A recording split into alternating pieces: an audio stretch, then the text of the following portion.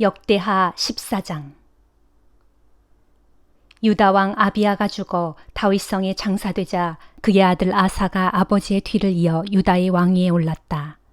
아사의 통치 기간 중 10년 동안은 온 나라가 태평하였다. 유다 왕 아사는 하나님께서 보시기에 선하고 올바른 일을 행했다.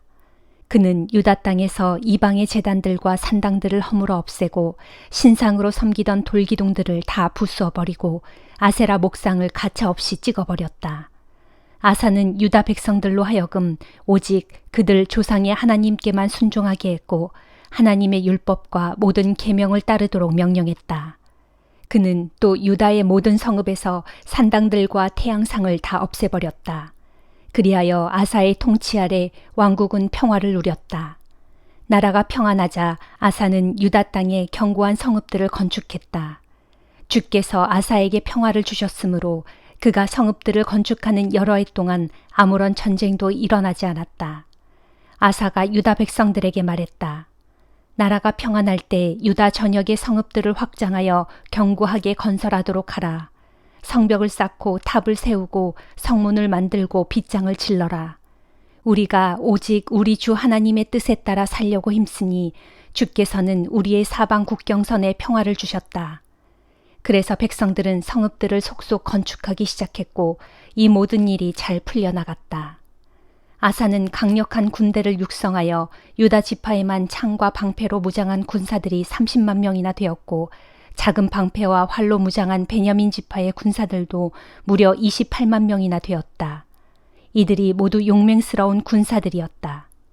그때에 구스 왕 세라가 100만 명의 대군과 300대의 전차를 이끌고 유다로 침공하여 마레사까지 이르렀다.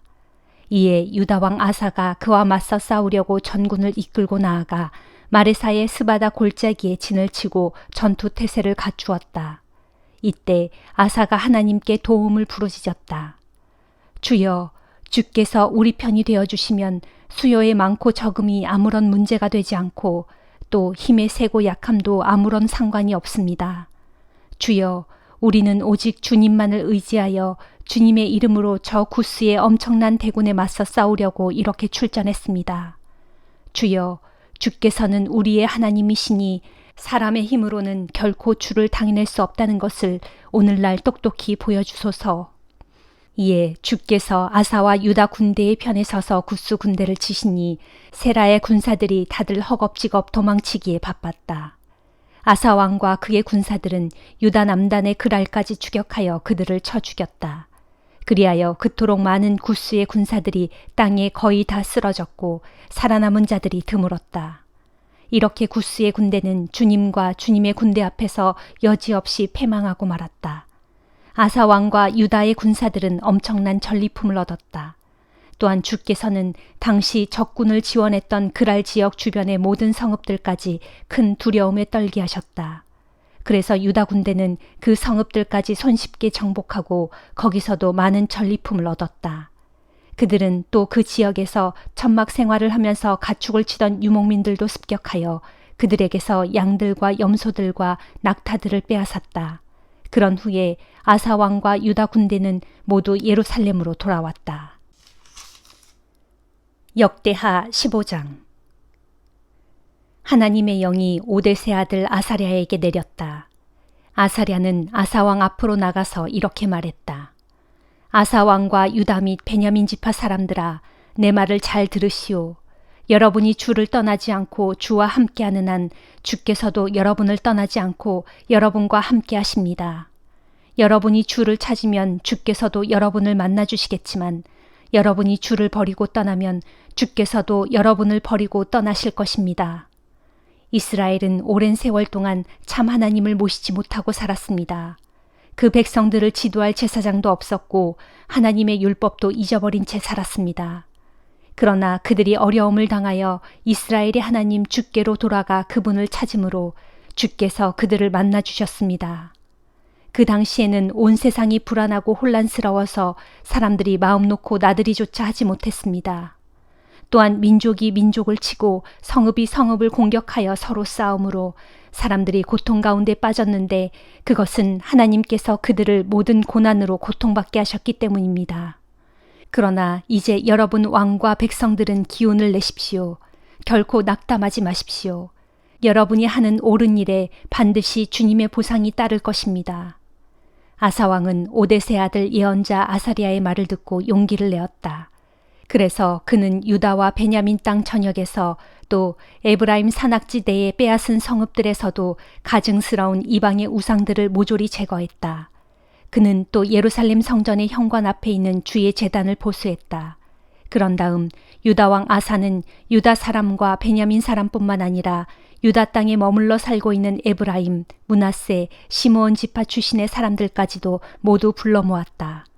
그들은 이스라엘의 하나님 주께서 유다 왕 아사와 함께 하시는 것을 보고는 이스라엘에서 유다로 넘어온 자들로서 그 수요가 아주 많았다. 이리하여 아사 왕 15년 셋째 달에 유다 전역의 온 백성이 예루살렘에 모였다. 그날에 그들은 자기들이 전리품으로 획득한 짐승들 가운데 소 700마리와 양 7,000마리를 주께 제물로 바쳤다. 또 그들은 자기들의 조상들과 맺으셨던 하나님의 언약을 다시금 확인하고 온 마음과 정성을 다해 온전히 주님을 섬기기로 약속했다.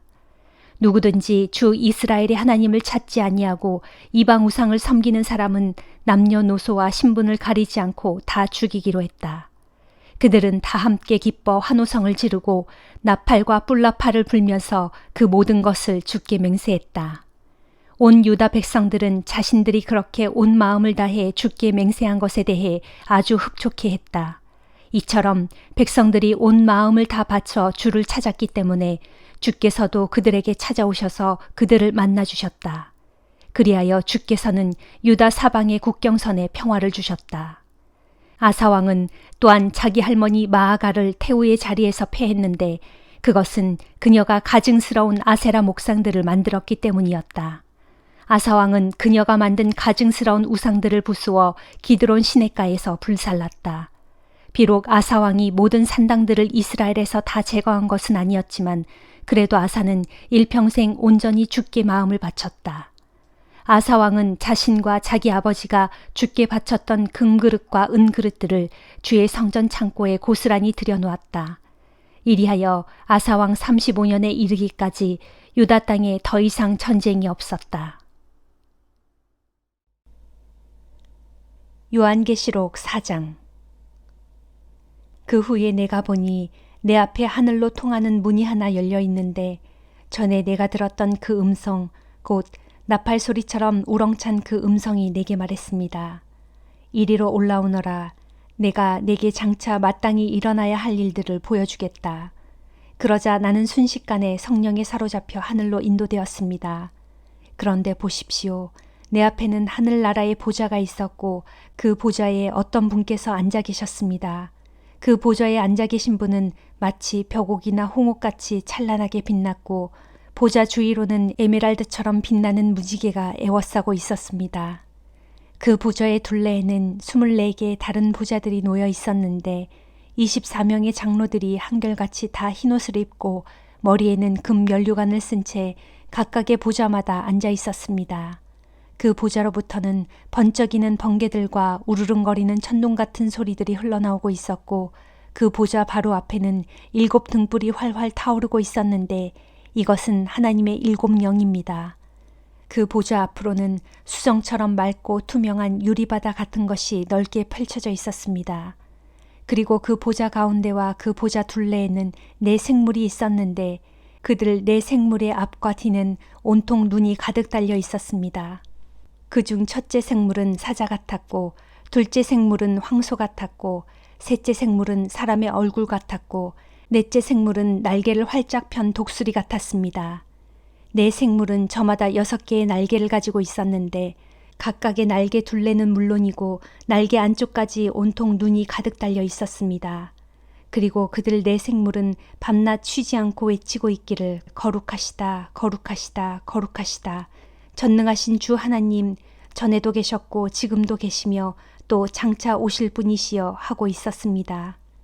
이처럼 4 생물들이 그 보좌에 앉아 계신 분, 곧 영원 무궁하도록 살아계시는 분께 영광과 존귀와 감사를 쉬지 않고 드리고 있을 때 24 장로들은 그 보좌에 앉아 계신 분 앞에 엎드려 영원 무궁토록 살아계시는 분께 경배를 드리고 자기들의 면류관을 벗어 그 보좌 앞에 내려놓으며 외치고 있었습니다. 우리 주 하나님이시여, 주께서는 영광과 존귀와 권능을 받으시기에 진실로 합당하신 분이십니다. 주님의 기쁘신 뜻에 따라 온 세상 만물이 생겨났고 존재하게 되었기 때문입니다. 학개 2장. 페르시아 왕 다리오의 통치 2년째 되는 해의 7월 21일 주의 말씀이 예언자 학개에게 내렸다. 학개야, 너는 스알디엘의 아들인 유다 총독 스룹바벨과 여호사닥의 아들인 대제사장 여호수아 및 남아있는 모든 백성들에게 이렇게 전하여라. 이르기를, 너희 남아있는 백성들 가운데 이 성전의 이전 모습, 곧 그 옛날 장엄했던 이 성전의 본래 모습을 본 사람이 있느냐? 그런데 지금의 이 성전은 너희에게 어떻게 보이느냐? 지금의 이 성전은 너희 눈으로 보기에도 참으로 보잘것없어 보이지 않느냐? 그러나 나 주가 말한다. 스룹바벨아, 용기를 내라. 여호사닥의 아들인 대제사장 여호수아야, 힘을 내라. 나 주가 말한다. 이 땅의 모든 백성들아, 모두가 힘을 내어 계속 힘차게 일하라. 내가 너희와 함께 하겠다. 이것은 나 전능한 만군의 주의 말이다. 옛적 너희가 이집트 땅에서 나올 때에 내가 너희와 맺은 그 언약에 따라 지금도 내 영이 너희 가운데 함께하고 있으니 너희는 두려워하지 말라. 나 전능한 만군의 주가 말한다. 이제 머자나 내가 다시 한번 하늘과 땅과 바다와 육지를 뒤흔들 것이다. 또한 내가 모든 민족들도 뒤흔들 것이니 그러면 온 세상의 모든 보물들이 모두 이 성전으로 들어올 것이다. 그때에 내가 이 성전을 영광으로 가득 채우겠다. 이것은 나 전능한 주의 말이다. 온 세상의 모든 보화는 다 나의 것이니 은도 나의 것이요 금도 나의 것이다. 나 전능한 만군의 주의 말이다. 지금 짓고 있는 이 성전의 영광이 옛적 성전의 영광보다 더욱 클 것이다. 나 전능한 주의 말이다. 내가 이 성전에 평강이 깃들게 하겠다. 나 전능한 만군의 주의 말이다 하여라. 페르시아 왕 다리오 통치 2년째 되는 해의 9월 24일 주의 말씀이 예언자 학개에게 내렸다. 나 전능한 만군의 주가 말한다. 너는 제사장들에게로 가서 이런 경우에 율법의 가르침이 어떠한지 물어보아라.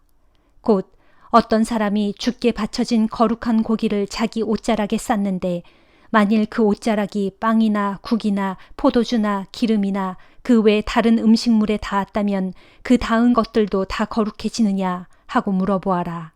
그래서 학개가 묻자 제사장들이 대답했다. 거룩해지지 않는다. 학개가 또 물었다. 그렇다면 시체를 만져 부정하게 된 어떤 사람이 만일 이 모든 음식물 가운데 하나라도 만지면 그 음식물은 부정하게 되느냐? 제사장들이 대답했다. 부정하게 된다. 그러자 학개가 말했다. 주께서 이렇게 말씀하신다. 내 앞에서 이 백성이 부정하고 이 나라가 부정하다. 그들이 자기들의 손으로 행하는 모든 일이 부정하고 그들이 제단에서 바치는 모든 제물도 다 부정하다. 그러므로 이제 너희는 오늘부터 그 이전의 때, 곧 너희가 주의 성전을 짓기 위해 돌 위에 돌을 쌓기 이전의 때에 너희의 형편이 어떠했는지를 돌이켜 생각해 보아라. 그때에 너희는 20섬이 나던 논에서 곡식을 추수해 보아야 겨우 10섬밖에 거두지 못했고 50통을 얻던 포도원에서 포도주를 짜 보아야 겨우 20통밖에 얻지 못했다. 나 전능한 만군의 주가 말한다. 그때에는 내가 너희가 하는 일마다 꼬이게 하였고 또 너희 손으로 일군 모든 농작물에 뜨거운 바람과 흰 가루병과 우박으로 쳤다. 그래도 너희는 내게로 돌이키지 않았다. 참으로 그렇지 아니하냐. 그러므로 너희는 이전의 날들을 잘 생각해 보아라. 오늘 9월 24일부터 그 이전 너희가 맨 처음으로 주의 성전 기초를 놓았던 날까지 그 지난 날들을 곰곰이 생각해 보아라. 자, 너희 창고에 아직도 곡물 씨앗이 남아있느냐? 비록 지금까지는 포도나무, 무화과나무, 석류나무, 올리브나무에 아무런 열매가 맺히지 않았을지라도 그러나 오늘부터는 내가 너희에게 복을 내려주겠다. 그달 24일 곧 같은 날에 주의 말씀이 다시 예언자 학개에게 내렸다. 학개야, 너는 특별히 유다 총독 수룹바벨에게 내 말을 전하여라. 그에게 이르기를 머자나 내가 하늘과 땅을 뒤흔들 작정이다. 그때에 내가 온 세상 문 나라들의 왕좌를 모두 뒤엎고 문 민족들의 권세를 다 무너뜨리겠다.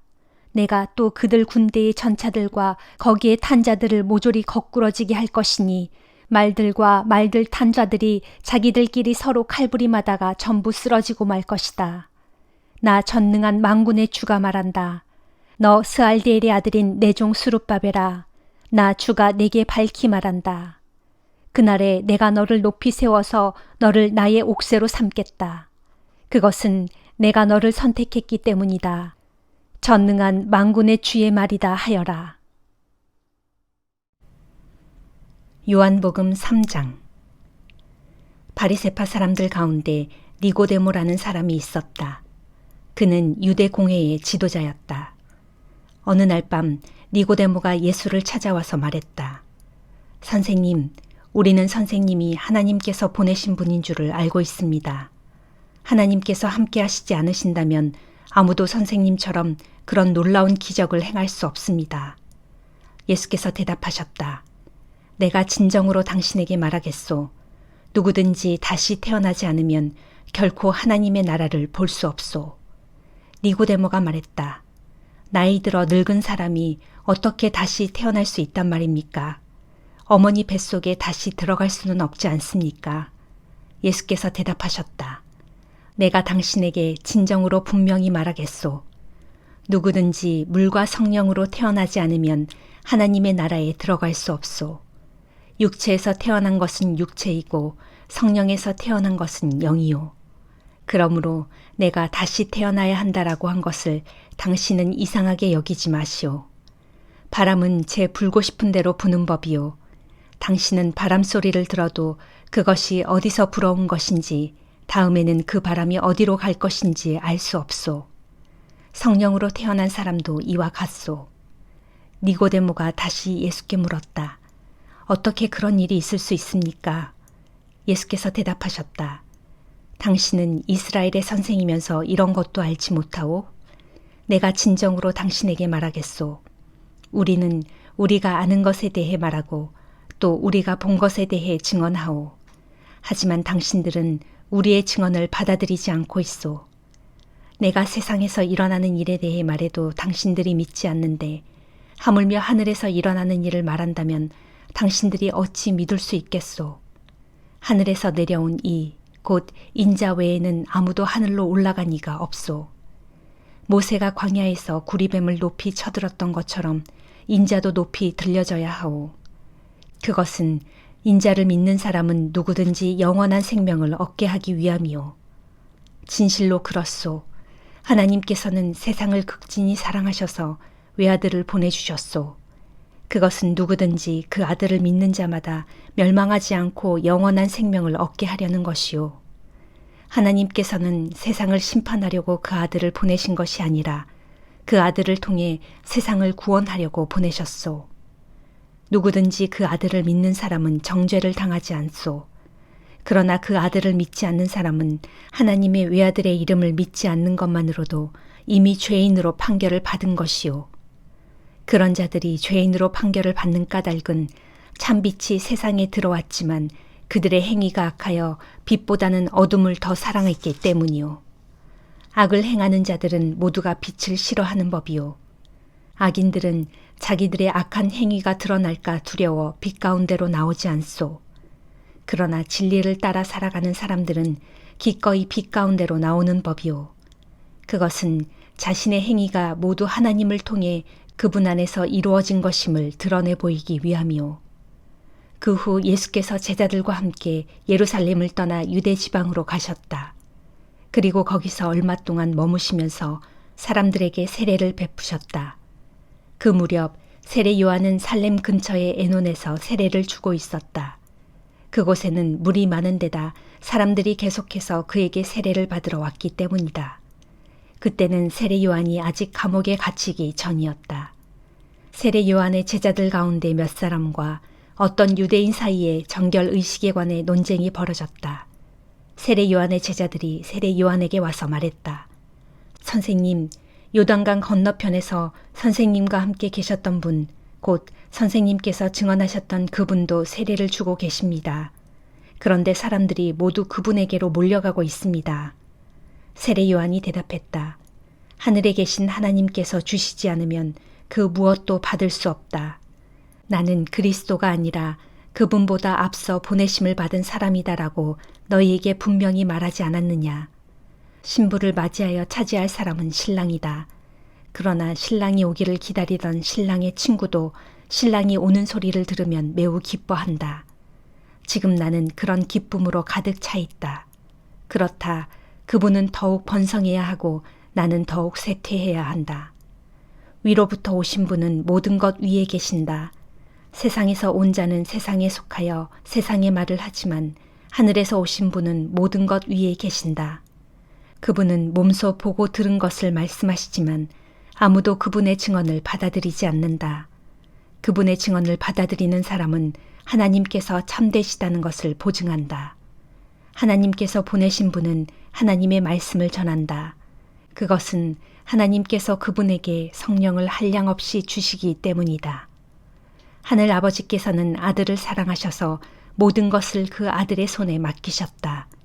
그러므로 누구든지 그 아들을 믿는 자는 영원한 생명을 얻지만 그 아들을 거부하는 자는 누구든지 생명을 얻지 못할 것이고 도리어 하나님의 두려운 진노를 받게 된다. 아멘.